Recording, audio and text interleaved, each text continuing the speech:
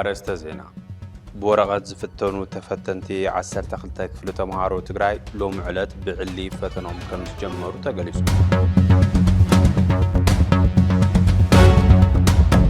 سبا سلطان سعود عرب نحموشت إثيوبياوያን ስደተኛታት ምስ ጸፋርስ ብዝተኣሳሰሩ ገበናት ከም ዝቀተሉ Human Rights Watch ኣፍሊጡ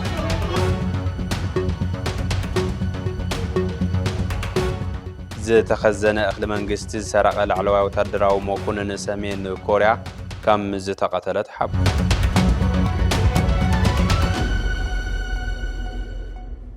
سلام طنا بلي كبرات تخاتلتنا أدمجتن تبيس تلفزيون من علومي مشت زحزنا يوم زيناتات جميرنا لنا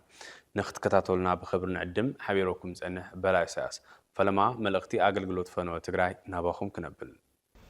عدن هزبن زحلي نتاريخاون مورالاون تحتاتنا الترقم زهب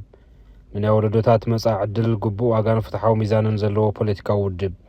عطو حيلي سيفل يخون سيفيك محبر حيواناتاو يخون ناي بيزنس تكال بحافشان وسوكف قداي تقراي ملكتن يزبر وغن كلهم بزين باتين زلو غزين قلباتن زبالعو جن زاقيد حانتنو خالك عابسو زي كالو جانا فرع أجنداتات نقون نقديفوم عبتو مسارتاوي غزي زيهبن مدرخاون أجندا بهير كدهب TBS فولي مصوعتا يقرب بزي بدلون قبانون موق بيتون سبح مريتون قديفوس نمزابلا نستسددن هزب تقراي أو حلف حموشت شدشت عمس زرعي وحسارة مكران زحلفو سلعتاو موتن قدم كبل بسنك كفاءة سلعتن حسوم بوليستاتو من دحرن تبل دما بزي قبو أليا قونسن محنشاش سممع بريتوريان متنس أقاماتون ناقد دخيلو حزونتي كابت إيتن موتن استرفز بي عبك أسأل سلحتاو موتلهم نتمزاولاي كم مقامر ركاش بوليتيكاو روحة تقيم كاز قبر بوليتيكاو أنجرجر بهيوتن كبر سابن زقبر قلدبو مخوانوم زملكاتكم ناي تسمع عكلات السحوت سلحيت بوليتيكا وشتو نقول نقديفكم تمازاولاي بوحسنتن بخبرتن كم لسكت قبرو بسم تمازاولاي زبنان ملاء سواء أو الناس زي في الليل وقناتن نسوع مملاس تمازاولتي عب موطع مريت ندماتهم وريروم زحازو عبيات عب مصراكاب حيل مكل خال إثيوبيا وصع زخونو حطقواتن عب مفراس زي حقاو من محداراتن كمسرات كم زلو بمئمان زملكتكم أكلات كاب مملاس تمازاولتن لعل زخون أجندا بزي مهلاو كاب قوناو تخصن زي في الرهال كنوزيخم أبزيك تدهبو نمحسن TBS TV ورقاوي أمو هدار والليستان بشيق ساقطعنا هنماتنا نينا أمو هدار والليستان الله بتميت بمكارات ولينا نينا تمان عيني ترين تقسيم سو سوري بالله ولعني بعدين يصير لا سنت ما يجين زامك تسوي خطط كسوي تحسن في السنة متية يترينا ما تقدرنا ما عدنا أفتقد وكنا تتوسدنا عدنا محسنا تمريتنا أنت يوم من حارسنا هنودلنا ندين حارس دلونو حارس يبلعنا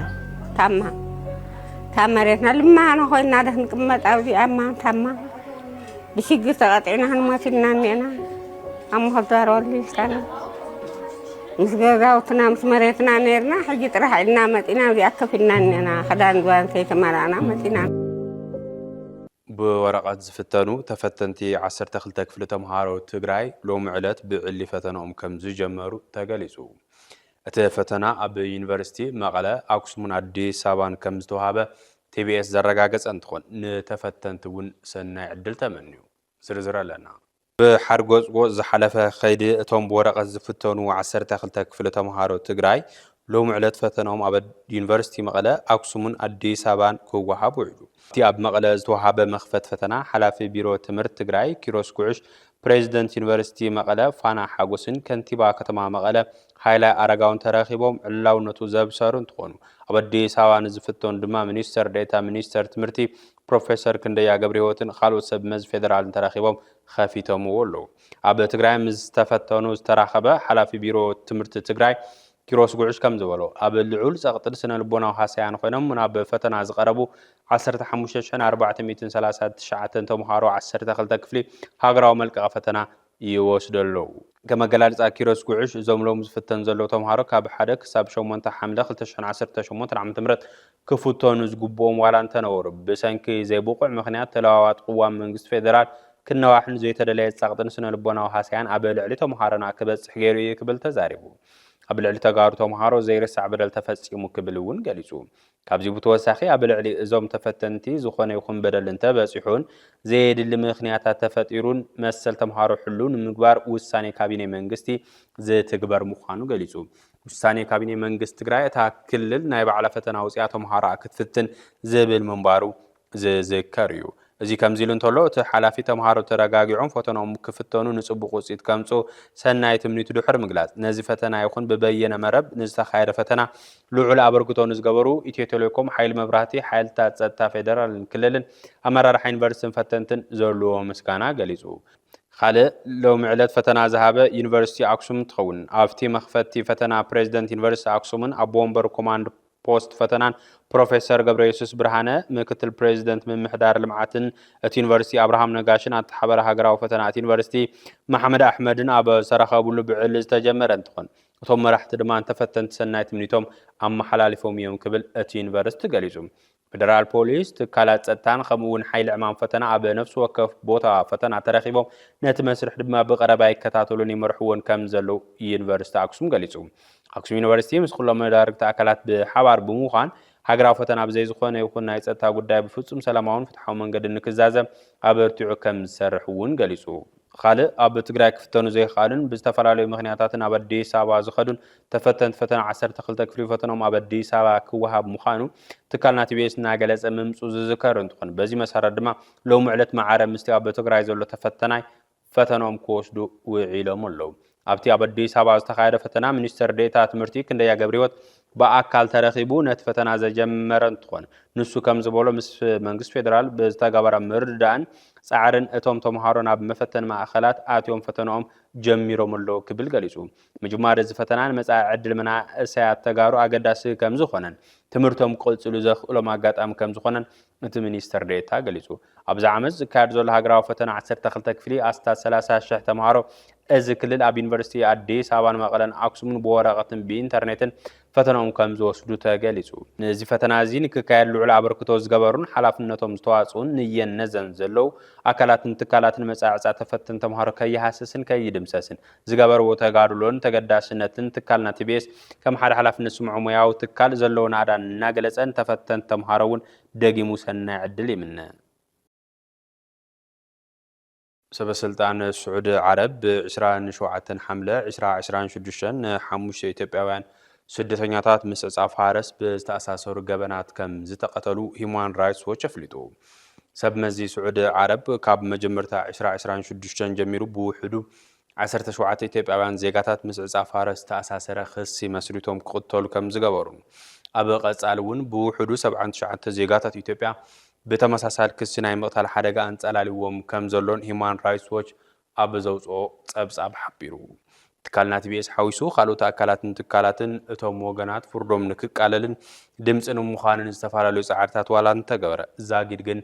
فتح اي ترخبالو منزلو صبص أب هيومان رايتس ووتش كم سبق قربيو ኣብ ስዑድ ዓረብ ተኣሲሮም ዘለዉ ብዙሓት ተጋሩ ዝርከብዎም ኢትዮጵያውያን ፍሩዳት ሞት ሕዚ እውን ግዳይቲ ፍርዱ ይኾኑ ምህላዎም ይግለጸሎም ሞት ዝተፈረደሎም ወገናት ንኽፍትሑን ፍርዶም ንኽቐለሎምን ትካልና ቲቢኤስ ሓዊሱ ካልኦት ኣካላትን ትካላትን ድምፂ ንምዃን ፈተነታትን ጻዕርታትን ዋላ ተተገበሩ ዛጊድ ግና እዚ ዝበሃል ፍትሒ ኣይተረኸበን ዘሎም እዞም ግዳያት ፍትሒ ዘይምርካቦም ሻቕሎት ብዙሓት ከምኡውን መቐጸልታ ፀበባቶም ግዳያት ኮይኑ ዘለኦ ኮይኑ እቲ ኩነታት ሕማቕ ፍጻመት ሃገር ካብ ዝኸውን ውዕል ሕድር መዋሎ ዓለም ለኻዊ ጽልዋ ዘለዎም ትካላት ይገልጹም ብዛዕባቶም ፍሩዳት ሞት እምበኣር ሕዚ ተሓላቕ ሰብኣዊ መሰል ዝኾነ ሂውማን ራይትስ ዎች ሓድሽ ፀብጻብ ሒዙ ወፂኡ ኣሎም እቲ ተሓላቕ ሰብኣዊ መሰል መንግስቲ ስዑድ ዓረብ ብ27 ሓምለ 2026 ከም ኣቆጻጽራ ግሪጎርያን ን5 ኢትዮጵያውያን ስደተኛታት ምቕታሉ ዕላው ገይሮም እቲ ትካል ብዘይግቡእ መስርሕ ብዝበሎ ኣንፈት ዝተቐተሉ ዞም ስደተኛታት ገበኖም ምስ ዕጻፍ ሃረስ ዝተኣሰረ እዩ ከም ዝተባህለ ፍሊጦም ሰብ መዚ ስዑድ ዓረብ ካብ መጀመርታ 2026 ጀሚሩ ብውሕድ 17 ኢትዮጵያውያን ዜጋታት ምስ ዕጻፍ ሃረስ ዝተኣሰረ ክሲ መስሪቱ ክቕተሉ ከም ዝገበሩን ኣብ ቀጻሊ እውን ብውሕድ 79 ዜጋታት ኢትዮጵያ ብተመሳሳሊ ክሲ ናይ ምቕታል ሓደጋ አንጸላልይዎም ከም ዝርከብን ካብ ፀብጻብ ሂውማን ራይትስ ዎች ንምርዳእ ተኻይዱ ሰበስልጣን ስዑድ ዓረብ ክሳብ 27 ሓምለ ብ2026 ብውሕድ 116 ሰባት ከም ዝቀተሉ ንውድ ሰብኣዊ መሰላት ኤውሮፓ ብስዑድ ዓረብ ተወኪሱ ጸብጸበት ትካል ሰበስልጣን ስዑድ ዓረብ ሓደ ግዜ ብዘይ ጠበቃ ወይ ተርጓሚ ነቶም ስደተኛታት ብመጋባይ ያናቀረበ ብበደሎም ዘይኮነ ብድሌቱ ሞት ይፈርደሎም ከም ዘሎ መረዳእታ ረኺበ ይብል ኢትዮጵያውያን ስደተኛታት ኢሰብኣዊ ዝኾነ መንገዲ ይቀተለሉ ዝበለ ላዕለዋይ ተመራማሪ ስዑድ ዓረብ ኣብ ሂማን ራይትስ ዎች ጆይ ሺ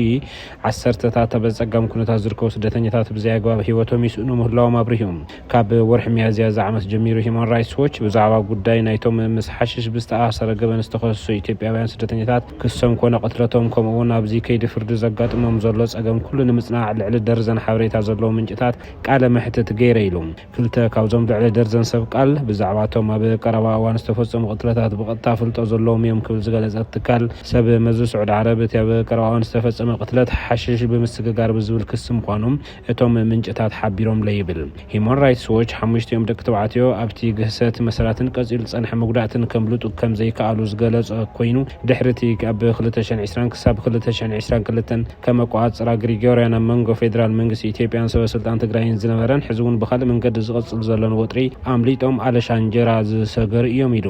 ነባር ወጥሪ ሕዚ እናገደደ ዝኸይ ዘሎ ምዃኑ ስዒቡ ኣብቲ ክልል ዳግማይ ግፍዒ ከይፍጸም ስጋኣት ፈጢሩ መንእሰይ ናብ ዝሕማቕ ኩነታት እዚ ከኣቱ ምኽንያት ይኸውን ኣሎ ብምባል ኣብ ስዑዲ ዘሎ ናይ ቅትለት ፍርዲ ባህሪኡን ምኽንያቱን ረዲዩ እቶም ሓሙሽተ ስደተኛታት ካብ ትግራይ ሃዲሞም ነቲ ሓደገኛ መስመር ስደት ምብራቃዊ ወሽመጥ ኤደን ሰጊሮም ናብ የመን ዝኸዲኦም ዝበለ ሂማን ራይትስ ዎች ብዛዕባ እዚ ጉዳይ ቀጥታዊ ፍልጦ ዘለዎ ኣካል ከም ምንጭ ወሲድካ ቃለ ምሕተት ብምግባር ካልእ ሓበሬታ ዘለዎ ምንጭ ድማ ሓፈሻዊ ሓቅታት ናይቲ ጉዳይ ድሕሪ ምርግጋጽ ኣብ መደምደምታ መብጽሑ እዩ ገሊጹ ዘሎ ሓደ ካብቶም ምንጭታት ከም ዝሓበሮ ይብል ሂማን ራይትስ ዎች ሓደ ካብቶም ዝተቐተሉ ሰባት ኣብ የመን ልዕሊ ሓደ ዓመት ብዘይ ስራሕ ወይ ናይ ደገፍ ኣገልግሎት ዝጸንሐ ኮይኑ ኣብ የመን ዝነብር ዝነበረ እዩ ኣብ ወርሒ መጋቢት ወይ ሚያዝያ 2023 ሓደ የመናዊ ናብኡ ቀሪቡ ንዕኡ ነቶም ካልኦት 4 ሰባትን ስራሕ ከም ዝሃቦም ዘዘንቱ እዚ ትካል እቶም ሓሙሽተ ሰባት ካብ ኢትዮጵያ ድሕሪ ዘካይድዎ ከቢድ ጉዕዞም ኣብ ልዕሊ ስራሕ ኣልቦነት ድኽነት ኣብ ልዕሊ ኣካላውን እምራውን ስብራት ድማ ስደት ተወሲኽዎም በቲ ወዲ የመን ዝተዋሃቦም ስራሕ እንታይ ምዃኑ ከይፈለጡ ነቲ ስራሕ ክቕበልዎ ከም ዘለዎም ኣሚኖም ከም ዝተሰማምዑን በዚ መንገዲ እዚ ህይወት ናብ ዝኽፍል ሓደጋ ከም ዝኣተውን እቲ ምንጭ ሓቢሮም እቲ የመናዊ ውልቀ ሰብ ትሕዝቶ ዘይፍለጥ ዕሹግ ሂቡ ንሓፂር ርሕቐት ተመልኪቱ ኣበይ ከም ዘምጽሕዎ ነጊሩ ሒዞም ከኸዱ ምስ ገበሮም ብድሕሪት ዝሃቦም ሰብኣይ ከም ዝጠፍአን ግዳይ ፖላዊስ ዓረብ ከም ዝኾነን እዮም ዝዛረቡ ይብል ሂማን ራይትስ ዎች እዞም ውልቀ ሰባት እዚኦም ዝተዋሃብዎ እንታይነቱ ዘይፈለጥዎ ኣቕሓ ሒዞም ዘጓሕን ትብሉ ሰብ መዚ ስዑድ ዓረብ ኣብ ወሰን ጽርግያ እናተጓዓዙ ከለዉ ኣብ ቀይዲ ከም ዘእተውዎም ፍልፍላት ነጊሮም ዝብል ሂማን ራይትስ ዎች ደው ሰጊሮም ናብ ስዑድ ዓረብ ከም ዝኣተው ስለ ዘይተረድኦም ወተሃደራት ስዑዲ ኣሲሮም ናብ ገመድ ንጉስ ሃገሮም ከም ዝወሰድዎም ይዘብርህም እቲ ትካል ሰብኣዊ መሰል ኣብ ጸብጻቡ ከም ዘንጸባርቆ እንተኾይኑ እቶም ሰባት ንልዕሊ 3 ዓመታት ኣብ ሞዳጎኒ ካሚስ ሙሽት ኣብ ግዛኣት ኣሲር ስዑድ ዓረብ ተኣሲሮም ጸኒሖም እዮም ብዘይተረድእዎ ቋንቋ ዓረብኛ ሰነዳት ክፍርሙ ተገዲዶም ካብ 3 ክሳብ 20 ደቂቕ ጸንሕ 3 ናይ ቤት ፍርዲ ኣኼባታት ጥራይ ኣካይዶም ከይዲ ማእሰርቶም ሕማቕ ከይዲ ፍርዶም ጨካን ኮይኑ እንትዝዘም ትዕዝብቲ ሂማን ራይትስ ዎች ረኺቡ ኣሎ ሂማን ራይትስ ዎች ኣብ ጸብጻቡ ብሰበስልጣን ስዑድ ዓረብ ኣቢሉ ነዞም እስራት ዝተዋሃበ ተርጓሚ ኣብ ክልተ ካብቲ መጋባእታት ጥራይ ከም ዝነበረን እቶም ስደተኛታት ሓሽሽ ብምስግጋር ንሞት ከም ዝተፈረዶም ጥራይ ነጊርዎም ከም ዝኸደን ዝገለጸት ትካል እዞም እስራት ሕጋዊ ውክልና ወይ ትርጉም ዘለዎ መከላኸልን ክህቡ ዕድል ኣይነበሮምን ክብል ኣቐሚጡ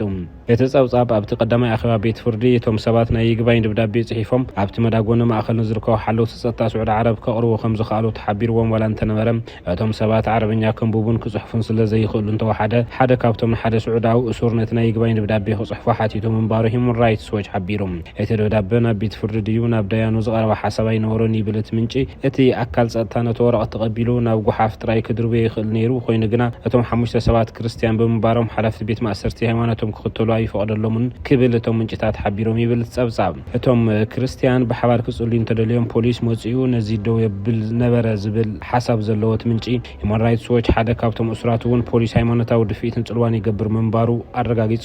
ቅድሚ እቲ ብ27 ሓምለ ዝተፈጸመ ቀትለት ብ23 ሰነ 2026 ሰበስልጣን ስዑድ ዓረብ ካልኦት 5 ኢትዮጵያውያን ሓሽሽ ኣሰጋጊሮም ብዝብር ረሺኖም ምንባሮም ዝገለጸ ኮይኑ ሓደ ካብዞም ጉዳያት ብሓደ የመናዊ መነቃቕሒ ተኽሊ ጫት ሒዙ ክኸይድ ተገዲዱ ነቲ ዕዮን ትፍጽም ዝተታሕዘ ምዃኑ ትካል ገሊጹ ኣብ ጫት ዝርከብ መነቃቕሒ ካቲናውን ኣብ ስዑድ ዓረብ ዝተኸልከለ ኮይኑ ግን ብሕጊ ዝፍቀድን ኣብ ገለ ክፋል ኢትዮጵያ ከምኡውን ኣብ የመን ብባህሊ ዝውሰድን እዩ ዝብል ጸብጻብ ሂማን ራይትስ ዎች እቲ ሰብኣይ ጫት ተሰኪምካ ናብ ስዑድ ዓረብን ኣብ ውሽጢ ስዑድ ዓረብን ምኻድ ዘይሕጋዊ ምዃኑ ከም ዘይፈልጥ እቶም ምንጭታት ሓቢሮም ለይብል ብ12 ጉንቦት እዚ ዓመት ፓትርያርክ ኦርቶዶክሳዊት ተዋህዶ ቤተክርስትያን ኢትዮጵያ ንሰበስልጣን ኢትዮጵያን ስዑድ ዓረብን ቅትለት ዜጋታት ዜጋታት ኢትዮጵያ ደው ክብሉ ጻውዒት ተقريبا ምንባሮም ዝከር እዩ ሚኒስተር ጉዳያት ወጻኢ ኢትዮጵያ ብ13 ሓምለ ተመሳሳሊ ዓመታዊ ዘውፅኦ መግለጽውን ነዜጋታት ኢትዮጵያ ዝትንክፉ ጉዳያት ብዝምልከት ምስ ዝምልከቶም ኣካላት ንግስነት ስዑድ ዓረብ ብቀረባ ይራኸብ ከም ዘሎን ፍታሕ ከም ዝወርድን ገሊጹ ነይሩ ሂማን ራይትስ ዎች ንሞት ዜጋታት ኣብ ኩሉ ኩነታት ዘይድገፍ እዩ ብሰንኪ ባህርያዊ ጭካነ ዝግበር ፍርዲ ሞት እውን ዝኹነን ኢሉ ዝኣምን እንትኾን ስዑድ ዓረብ ንመቕጻዕቲ ሞት ምጥቃም ምስቲ ንነፍሲ ወከፍ ወዲ ሰብ ዘለዎ ባህርያዊ ብሂወት ናይ ምንባር መሰል ዝቃረን ብምዃኑ ደው ክብል ይግባእ ይብል ኣብ 2025 ምስ ዕጻፍ ፋርስ ዝተኣሰሩ ቀታል ዘይኮኑ ገበናት እቶም 68 ሚእታዊ ዝተረኸቡ ካብ ቅትለት ስዑድ ዓረብ ከም ዝኾኑን ጉጅለ ስራሕ ሕብራት ሃገራት ኣብ ኢድወነናዊ ማእሰርቲ ምስ ዕጻፍ ፋርስ ዝተኣሰሩ ገበናት ምቕታል ምስ ዓለም ለኻዊ ሕጊ ሰብኣዊ መሰላት ዘይቃዶን ካብ ስፍሓት ናይቶም ኣዝዮም ከበድቲ ገበናት ወጻኢ ምዃኑን ብምርጋጽ ንኣሰራርሓ ስዑድ ዓረብ ክኹንን ከም ዝኽኣለ ተጸብጻብ ሓቢሮም እንተኾነ ንግስነት እታ ዓረባዊት ሃገር ነዚ ድፊት እዚ ጸማም እዝኒ ዝሃበት እያ ትመስል ብኣማይ ተሽሓት ዝቑጸሩ ኢትዮጵያውያን ኣብ ስዑድ ዓረብ ይነብሩን ይሰርሑን ኣሎም ብዙሓት ብቁጠባዊ ምኽንያትን ፖለቲካዊ ቅልውላውን ክስደዱ ከለዉ ኣብ ዝቀረበ እዋን ኣብ ሰሜን ኢትዮጵያ ብዝተረኣየ ደማዊ ዕጥቃዊ ግጭት ሓዊሱ ብዙሓት ካብ ከቢድ ገሰት ሰብኣዊ መሰል ብመንግስቶም ሃዲሞም እዮም ናብ ገመድ ንጉስ ስዑድ ዓረብ ዝኣትዉ ዘለዉ ይብል ትጸብጻብ ሂማን ራይትስ ዎች ንዓመታት ኣብ ልዕሊ ተመሳሳሊ መንገዲ ዝኸዱ ስደተኛታት ስዑድ ዓረብ ዝፍጽሞ ዘሎ ሰፊሕ ምግሃስ ሰብኣዊ መሰላት ሰኒደ እየ ዝበለ እንትኾን ኣብ ስዑድ ዓረብ ኣብ ዝሕዝን መዳጎንታት ዘለዉ ስደተኛታት ሓድሽ ተሪኦ ዘይኮነስ ንነዊሕ እዋን ዝጸንሐ ጸገም ክብል ሂማን ራይትስ ዎች ሓቢሩ ኣብ 2023 ከም ግሪጎርያን ኣቆጻጽራ ሂማን ራይትስ ዎች ሓለውቱ ዶባት ስዑድ ዓረብ ብውሕድ ኣማይት ኢትዮጵያውያን ስደተኛታትን ሓተት ዕቁባን ንዶብ የመንን ስዑድ ዓረብን ክሰግሩ ዝፈተኑ ከም ዝተቐተሉ መረዳእታ ኣለኒ ዝበለት ትካል እዚ ድማ ከም ኣካል ናይቲ መንግስቲ ስዑድ ዓረብ ስደተኛታት ንምቕታል ዝኽተሎ ዘሎ ፖሊሲ እንተተፈጺሙ ገበን ኣንጻር ሰብኣውነት ክኸውን እዩ ክብል ጠንቂቑ ስዑድ ዓረብ ነቲ ኣብ ልዕሊ ኢትዮጵያውያን ስደተኛታት ዝህቦ ዘሎ ናይ ሞት መቕጻዕቲ ብቕልጡፍ ክትስርዞን ምስ ዓለም ለኻዊ ግዴታ ስዑድ ዓረብ ዝሰማማዕ ኩሉ ፍርዲ ክትምርምሮን እንኮላይ ውዕል ሕብራት ሃገራት አንጻር ስቅያትን ካልእ ጨካን ኢሰብኣዊ ወይ ዘዋርድ ኣተሓዛ ወይ መቕጻዕቲ እስራትን ክትፍትሾን ጸቕጥታት ይሓድረላ ኣሎ ሚኒስተር ጉዳያት ወጻኢ ኢትዮጵያ ናብ ስዑድ ዓረብ ዝርከቡ ወከልቱን ብህጹጽ ምስ ሰብ መዚ ስዑድ ዓረብ ብምዝራብ ኣብ ፈትሊ ሞትን ህይወትን ደቂ ሰብ ኢድ ብምእታውን ተዋሓደ ዜጋታቶም ቁልጡፍ ቆንስላዊ ሓገዝ ክረኽቡ ክገብሩ ይግባእ ይብል ሂማን ራይትስ ዎች ኣብ ጸብጻቡ መንግስታት ብህጹጽ ንሰበስልጣን ልኡል ወራስ መሐመድ ቢን ሳልማን ነዚ ቅትለታት ደው ከብሉን ናይቶም ተመሳሳሊ ዕጫ ጽቡይ ካልኦት 10ታት ሰባት ፍርዲ ክቕይሩን ጸቕጢ ክገብሩ ይግባእ ዝበለ ድማ ላዕለዋይ ተመራማሪ ስዑድ ዓረብ ኣብ ሂማን ራይትስ ዎች ጆሺ ምዃኑ ኣብቲ ጸብጻብ ተመላኺተሎም እዞም ንሞት ዝተፈረዶም መብዛሕትኦም ወገናት እዚኦም ብሰንኪ ዝነበረን ዘሎን ወጥሪ ማእኸላይ መንግስትን ውድብ ሕወሓትን ፈሪሖም ዝኸዱን ተኣሲሮም ሞት ፍርዲ ጽቡዮም ዘሎን ምዃኑ ካብቲ ሂማን ራይትስ ዎች ዘውፅኦ ጸብጻብ ምርዳእ ዋላ እንተተኻለም እቲ ካብዚ ዝኸፍአ ዝመስል ዘሎ ኣብ ምድሪ ትግራይን ኣዲስ ኣበባን ስማዕ ዘሎ ካልእ ዝርጎስጓስ ኩናት ድማ መንቀል ዝማዓት ናይ ምዃን ዕድል ኣለዎም እዞም ሓይልታት እቲ ሓደ ነቲ ካልእ ህላውና ኣብ መቓብር ጆኖሳይደር መንግስቲ ስርዓት ብልጽግና ይረጋገጽ እንትብል እቲ ካልእ ነቲ ሓደ ድማ ብዘይ ኩናት ዘይነብር ሽፍታና ምብሃሃል ተሰጋጊሮም ኣብ ኣፍ ደገ ትኽዙ ምህላዎም ዕፃ እቶም ኣብ ቤት ማእሰርቲ ዘለዉ ዜጋታት ጥራይ ዘይኮነም ዕድል እቲ ሕዚ ኣብ ምድሪ ትግራይ ዘሎ መንእሰይ እውን ዘተሓሳስብ ክኸውን ገይርዎ ኣሎም በብወገኖም ዘሎ ፀሓይ ዝወቕዖ ምድላው ኩናት ጠላዕ ናይ ሚድያ ውግእን ርኡይ ዲፕሎማስያዊ መጠንቀቕታን እዞም ሓይልታት ፕሪቶርያ ቀዲዶም ናብ ድፋዕ ውግእ የምርሑ ከም ዘለዉ ንዝርኢ ኩሉ ኣብ ልዕሊ ወለዶታት ዘንጸላለዎ ሓደጋ የስግኦን የፍርሖን ሎባዋ ቲቢኤስን ባህጊ ህዝብታትን ካብ ድሕሪ ውግእ ቅድሚ ውግእ ተዛተዩ ዝብል እዩ በዚ ድማ ስደት ይተርፍ ማሕነቕቲ ዜጋታት እውን ከምኡ ሰላም ንትግራይ ባንኪ ልምዓት ኢትዮጵያ ኣብ ክልላት ኣምሓራ ዓፋርን ትግራይን ብኩናት ግጭትን ሓደጋን ዝተሃስያ ደቀቕቲ ኣናእሽቶን ማእኸሎትን ትካላት 31 ሚልዮን ዩሮ ልቓሕ ክህብ እዩ ተባሂሉ እቲ ልቓሕ ብሕብረት ኣውሮፓን ባንኪ ልምዓት ጀርመንን ዝድገፍ ትሑት ወለድ ዘለዎ ልቓሕ እንትኸውን ንኣገልግሎት ማኑፋክቸሪንግ ንግዲ ህንፃን መስርሕ ሕርሻን ዝውዕል ምዃኑ እቲ ባንኪ ገሊጹ እቲ ልቓሕ ብ4 ዝተመረፁ ባንክታትን ሓደ ትካል ማይክሮ ፋይናንስን ዝወሃብ ኮይኑ ብደቂ ኣንስትዮን መናእሰይን ዝተመስረታ ትካላት ቀዳምነት ከም ዝወሃብ እቲ ባንኪ ኣፍሊጡ እንተኾነ እቲ ባንኪ እቲ ልቓሕ መዓዝ ከም ዝወሃብን ኣብ 3 ክልላት ዝርከባ ትካላት ንኽንደይ ተጠቀምቲ ከም ዝገብርን ግልጽ ኣይገበረን ብኩናትን ግጭትን ዝተሃስያ ከባቢታት ምሕጋዝ ግደ መንግስቲ ልዑል ዋላ እኳ እንተኾነ ኣብ ከምኒ ትግራይ ዝበላ ልዑል ሃስያ ኩናት ዘለዎን ከባቢታት ግና ናይ ሕወት ተበግሶ ግድኡ ክሕው ብዘኽእል ናህሪ እንትኸይድ ኣይረኣይ ኣብ ክንዲኡ እቲ ዝተጎድአ ከባቢ ምሕዋይን ምልማዕን ተሪፍዎ ናብ ዘየድሊ ተወሳኺ ጎነ ዘምርሑ ምንቅስቓሳት ከምዚኦም ዝበሉ ተበግሶታት ከይበዝሑን ከይገፍሑን ይግበር ምህላው በተደጋጋሚ ይዝረብ KfW's support under this project further demonstrates its continued commitment to strengthening Ethiopia's private sector and the Ethiopian financial ecosystem. We also appreciate the valuable contributions by our JFA Consulting Group, the project implementation consultant, GIZ, UNCDF, and our participating financial institutions, whose collaboration is very critical to the successful implementation of this initiative. The MSME recovery project represents an important effort to enhance access to finance, strengthen enterprise resilience, and support sustainable business growth in Afar, Amhara, and Tigray regions. Through improved financing opportunities, technical assistance, and capacity development, the project will contribute to creating stronger enterprises, supporting inclusive economic development. ዜጋታት ኢንዶኔዥያ፣ ህንዲ፣ ስሪላንካ፣ ኢትዮጵያ፣ ኬንያን፣ ባንግላዴሽን ብዝተዋሃበ ናይ ኦንላይን ምትላል ገበናትን ኮንትሮባንድን ዝያዳ ዝተሃሰያ ሃገራት ምዃንን ትካል ስደተኛታት ሕቡራት ሃገራት ተረጋጊጹ። ዝተወደቡ ገበነኛታት ብኢንተርኔት ኣታሊሎም ብኣማይት ኣሽሓት ዝቁጸሩ ሰባት ኣብ ኤስያ ዝርከብ ማእኸል የእትዎም ከም ዘለው ትካል ስደተኛታት ሕቡራት ሃገራት ኣብ ዝሃቦ መግለጺ ሓቢሩ። እቶም ጉዳያት ኣብ ማሕበራዊ መራኸቢታት ብናይ ሓሶት ናይ ስራሕ መጸውዒታት ክጭብርበሩ ብምግባር ብድሕሪኡ መለለዪ መንነቶም ፓስፖርቶም ሒዞም ናብ ወጻኢ ሃገራት ምስ መጹ ምፍረራሕ መግረፍትን ሰብኣዊ በደልን ይበጽሖም ምህላው እቲ ትካል ገሊጹ። ቁጽሪ ጉዳያት ናይዚ ዓይነት ገበን እናወስኸ ይኸይድ ምህላው እውን ተገሊጹ ኣሎ። ፈጻሚ ዳይሬክተር ናይቲ ትካል ኤሚ ፖፕ ኣብ ጀኔቫን ጋዜጠኛታት ኣብ ዝሃቦቶ መግለጺ ካብ ልዕሊ 80 ሃገራት ዝመጹ ዜጋታት ሕዚ ግዳይ ናዚ ሓደገኛ ገበን ይኾኑ ኣለዉ ክትብል ገሊጻ። እቶም ገበነኛታት ብቐንዱ ጽቡቕ ክእለት እንግሊዝኛን ላዕለዋይ ደረጃ ትምህርትን ዘለዎም ሰባት እንኮላይ ናይ ዩኒቨርሲቲ ዲግሪ ዘለዎም ሰባት ይቁጸሩ ከም ዘለዉ ዝገለጸት እታ ዳይሬክተር እዚ ተግባር ብፍላይ ኣብ ሃገራት ኤስያ ከም ዝሰፍሐ ገሊጻ። እቲ ትካል ካብ ቤት ጽሕፈት ዕጻ ፋርስን ገበንን ሕቡራት ሃገራት ዝረኸቡ መረዳእታ ብምጥቃስ ኣብ ዝሓለፈ ዓመት ጥራይ ኣብ ምብራቕ ኤስያ፣ ኣውስትራልያን ኒውዚላንድን ብዝተፈጸመ ምትላል ዘጋጠመ ፋይናንሳዊ ኪሳራ 114 ቢልዮን ዶላር ከም ዝበጽሐ ገሊጻ። ብኣማይት ኣሽሓት ግዳያት ዘይሕጋዊ ምስጋር ደቂ ሰባት ኣብ ዘን ማእኸላት ምትላል ተዓጊቶም ከም ዘለው ኤሚ ገሊጻ። ኣብ መንጎ 2022-2025 IOM ካብ 40 ሃገራት ንልዕሊ 3500 ግዳያት እዚ ገበን ዝኾኑ ከም ዝሓገዘ ፍሊጡ። ካብኣቶም ዜጋታት ኢንዶኔዥያ፣ ህንዲ፣ ስሪላንካ፣ ኢትዮጵያ፣ ኬንያን ባንግላዴሽን በዚ ዝተወደበ ናይ ኦንላይን ምትላልን ገበናት ኮንትሮባንድን ካብተን ብዝያዳ ዝተሃሰያ ሃገራት ምዃነን እቲ ትካል ኣረጋጊጹ። ካብ ናይ ወጻኢ ዝተኸዘነ እኽሊ መንግስቲ ሰረቐ ላዕለዋይ ወታደራዊ መኮንን ሰሜን ኮርያ ኣብ ቅድሚ ናይ ገዛእ ርእሱ ሰራዊት ከም ዝተቐተለ ተሓቢሩ።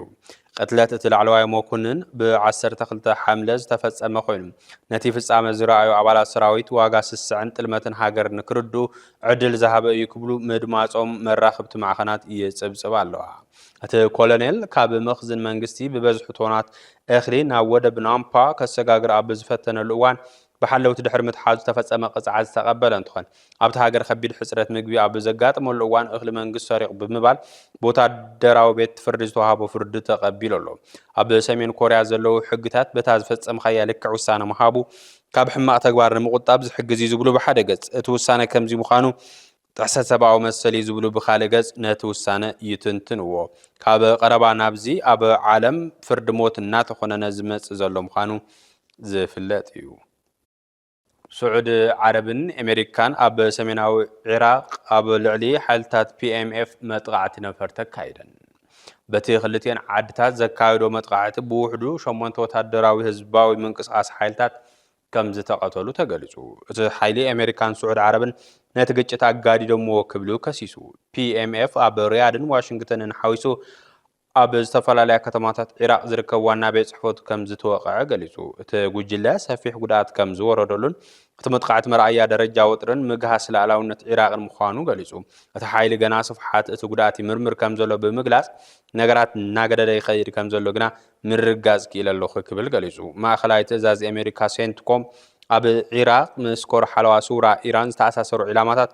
وقع بموالون قليسو حوتو يمن نت متقعتي كخونون انتولو منستر قدات وصا أمريكا بنتاغونن وايت هاوسن جنا أبز قداي رؤيته هبون أبزي ناي الجزيرة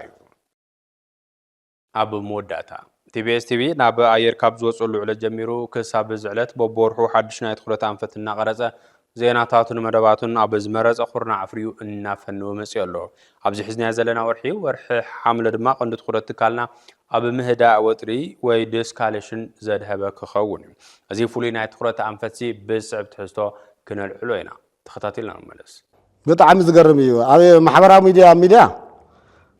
ሕሸት ሕማቕ ዝኾነ ብስር መሰረት ሓጢኣት ኮይኑ ኣዋጉ ኮይ ሕሸት ትዝበልኽዎ እዩ ሰባት ድዮም ፅሕፉ ኣለዉ ኢኻ ትብል ዝኽፉእ ፅሕፈት ዝፅሕፉ ወየውሎ ብይደልኽዎ ዓንቶ ትንቢት ኢሳያስ ምዕራፍ 10 መፅሓፍ ቅዱሳዊ ና እግዚኣብሔር ቃል እዩ ምክንያቱ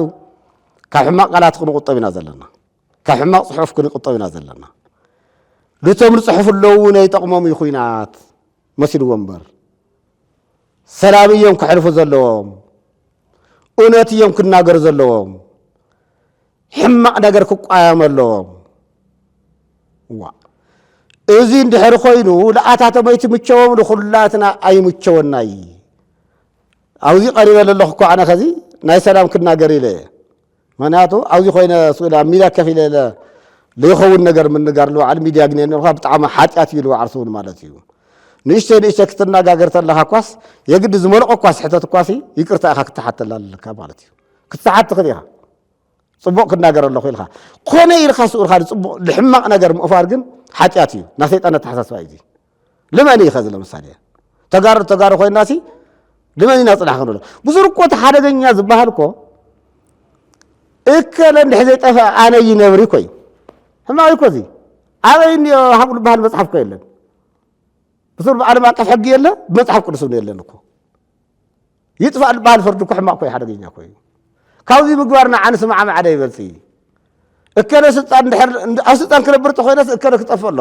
ኣብ ትግራይ ዝኾነ ይኹን ዝነበረ ተሓሳስባ ናብ ፅቡቕ ነገር ውፅሕና እዩ ገዲ ምስ ተቋሪፁ እዩ የለን ከዚ ሓድሽ ተሓሳስባ ክመፅእ ኣለዎ ካብኡ እንደገና ቃፂሉ ኣውዚሉ ዓርሱ እውን እዚ ትውልዲ ዘሎ ወጣት እውን እንድሕረይ ንሕልፈካ እንድሕሪናዮ ናብ ዝኾነ ይኹን ምኽሪ ናብ ስልጣን ይኹን ግዛዕ ይኹን ብጣዕሚ ሓደገኛ እዩ